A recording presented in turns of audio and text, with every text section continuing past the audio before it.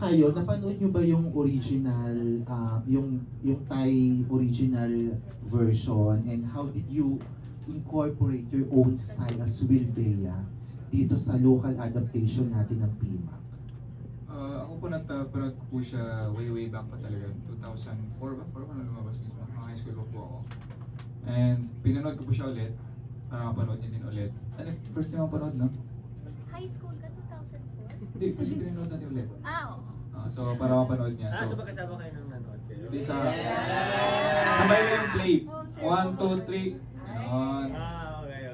So yun, sa akin naman po parang very Will Bea na kasi yung from Jisoo to Love You Lots, yung parang yearning ng male lead sa sa female lead. So parang yearner eh. So parang I think lalabas talaga doon yung the usual Will Bea na troop na nakikita nila sa mga projects namin.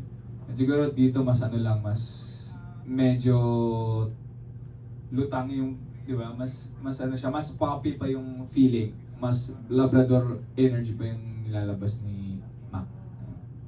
Siyempre ito, one